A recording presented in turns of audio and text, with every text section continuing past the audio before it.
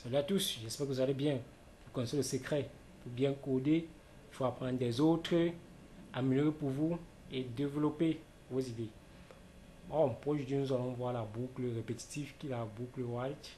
Permet juste de faire une multiplication des valeurs. Pour ce faire, pour se lancer, il a besoin juste qu'on l'initialise.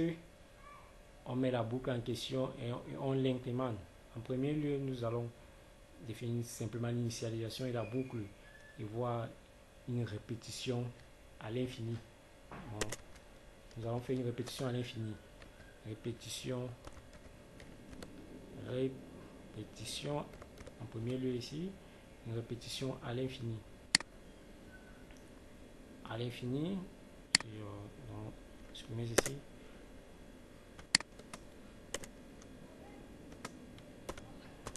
À l'infini. Bon, une répétition qui ne va jamais finir en fait. Qui ne va jamais finir. Bon, en premier lieu, nous allons initialiser l'élément initialisé à 1. Bon, je vais appeler ça initialisation. Initialisation. Ok, une fois que j'ai terminé l'initialisation, je peux donc lancer ma boucle. La boucle white, deux points. Ces conditions-ci. Lorsque le i sera, il peut définir le i inférieur, c'est donc inférieur ou égal, il définit une valeur quelconque par 5. Ok, il veut qu'il m'affiche le mot réservoir. Moi je mets là 2 points. Il m'affiche le mot réservoir bring.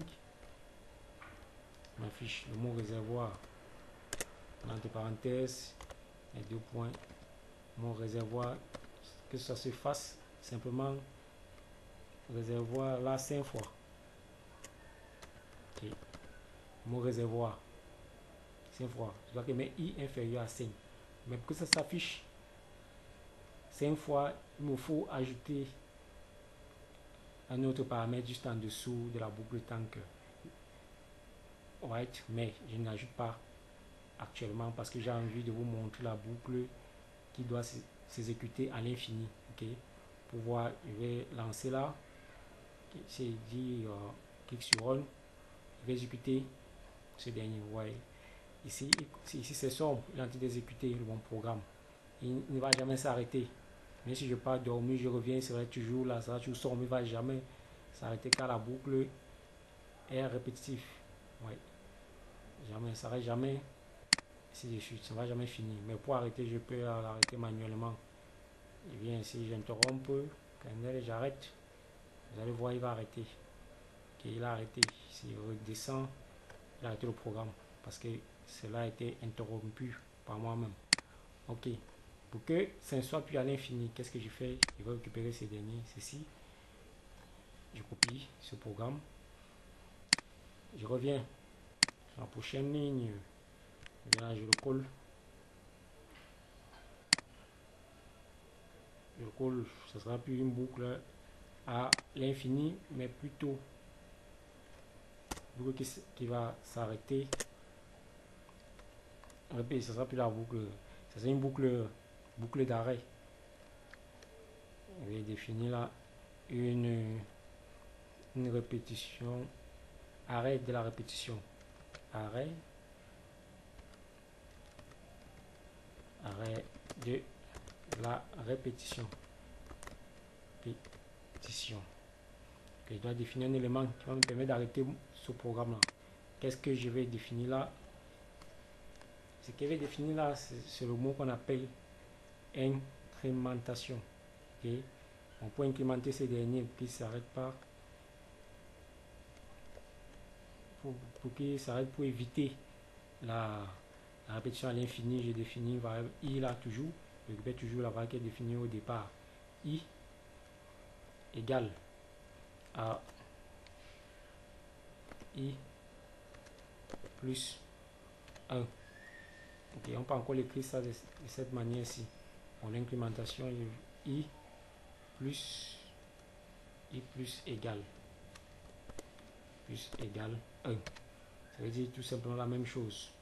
Et on appelle tout ça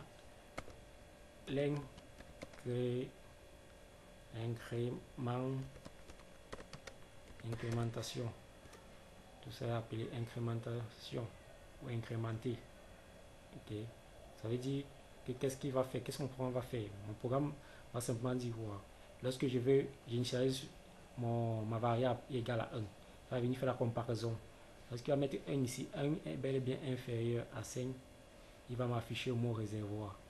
Il va revenir dans ma boucle d'incrémentation, il va vérifier, il va remplacer ma variable i. Il va passer de 1 à 2 parce qu'il va faire 1 plus 1, ce sera 2. Il va revenir dans ma boucle. Dans ma boucle de départ, dans ma variable de départ, il va définir i.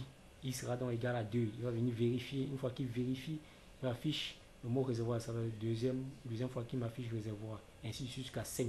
Arrivé à 5, lorsqu'il va venir afficher 5 ici, avant le réservoir 5 fois, il va passer ici à l'incrémentation. Ici, il va faire 5 plus 1 qui est égal à 6. Il va revenir là à ma variable de départ. I sera égal à 6. Il va venir dans ma boucle tant que lorsqu'il va faire la comparaison 6. Et si 6 est inférieur à 5, cela est faux. Directement, il va s'arrêter. Il ne va plus afficher le mot réservoir.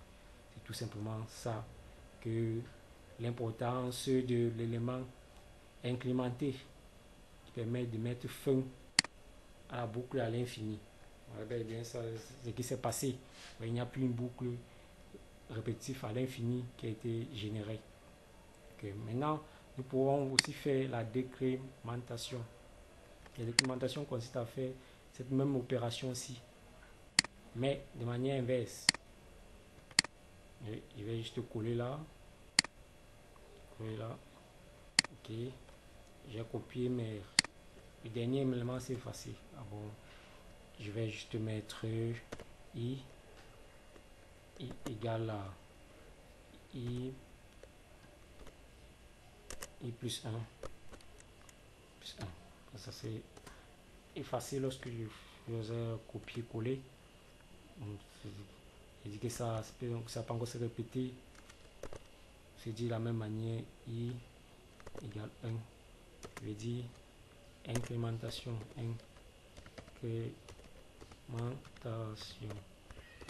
Incrémentation. Maintenant ici la décrémentation, qu'est-ce qui va se passer? C'est que quoi? Je vais revenir ici. Je vais juste venir à la fin. Qu'est-ce que je vais faire? Je vais juste faire l'opération inverse. I, et donc dit i égale à i moins 1. I moins 1. L'opération inverse. Ok. Et ce dernier, je vais l'appeler. Je vais l'appeler ici une opération qu'on appelle la décrémentation. Ou décrémenter. Décrémentation. Bon, c'est dit arrêter l'opération mais de manière inverse en descendant. C'est-à-dire que si je fais l'opération de manière inverse, ça veut dire tout simplement que ici, la variable initiale, je ne vais plus mettre 1, ce sera plutôt 5 parce que mon but c'est de descendre. Et je dois donc vérifier cette opération suivant la condition où ici ça sera plus inférieur mais ça sera plutôt supérieur. Supérieur à combien? Supérieur à 1. Je fasse le 5, je mets plutôt 1. Voilà bel et bien la documentation. Bon, ça veut dire quoi? Si j'implémente premier le i égale à 5, il vient vérifier tant que il vient me remplacer i par 5. Est-ce que 5 est bien supérieur ou égal à 1? C'est vrai. Il va m'afficher le mot réservoir, il vérifie. Il fait 5 moins 1, c'est 4, il revient. Il attribue à ma variable de départ.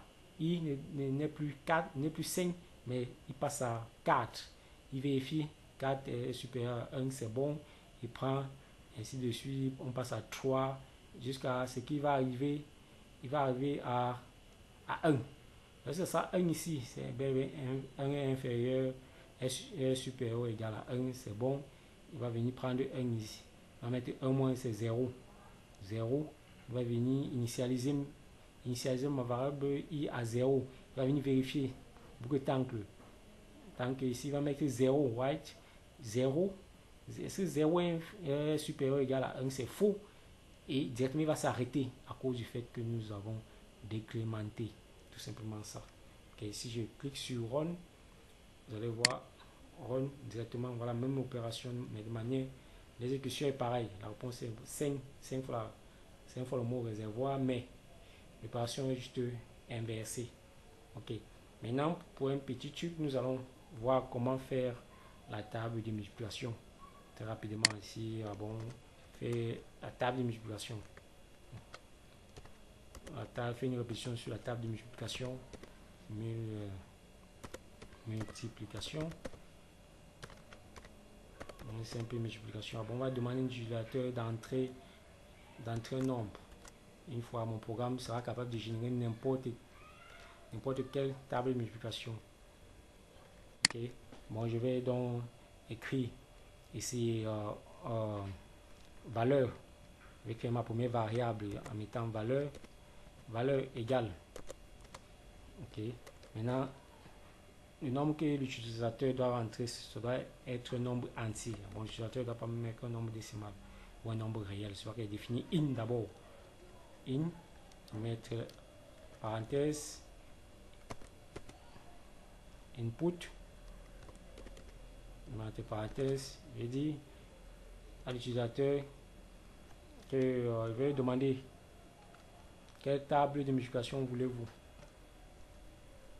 Je vais mettre écoute là. Je demande à l'utilisateur quelle table de multiplication voulez-vous. Multiplication. Quelle table de multiplication voulez-vous?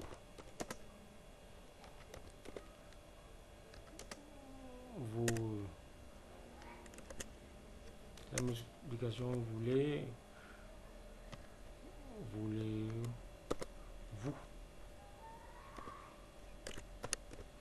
Ok. La table de multiplication, je désire que l'utilisateur entre. Je mets l'espace en bon design. Et à ça, bon, et j'ai généré donc une variable qui doit faire appel à l'action à l'utilisateur. Qu'est-ce que je fais? J'initialise l'élément principal. Définir un élément principal là, A. Bon, on n'est pas obligé d'initialiser toujours par I, hein. On peut changer de variable. C'est pas parce que le mot initialisation commence par I qu'on va devoir initialiser toujours à I. Donc, on va initialiser à 0. À 0, j'ai cliqué sur entrée. Ok. Une fois que j'ai initialisé ces derniers, je peux maintenant faire appel à la boucle tant que j'écris Y. Ouais. Ok. Tant que cette valeur A que j'ai initialisée, c'est que est inférieur ou égal à 12. C'est que la table de multiplication de manière commune, ça va être à 12. Je me limite juste à 12. Je me limite juste à 12 pour ce cas. Vous pouvez mettre 12, 20, etc. Ça dépend de vous. Tant que ce dernier est comme ça, qu'est-ce que je vais dire? Je vais écrire dans la formule pour faire la table de multiplication. Je vais dire que ici, il va me faire une multiplication que soit un certain t, je définis un t égale à la valeur que je demande à l'utilisateur d'entrer.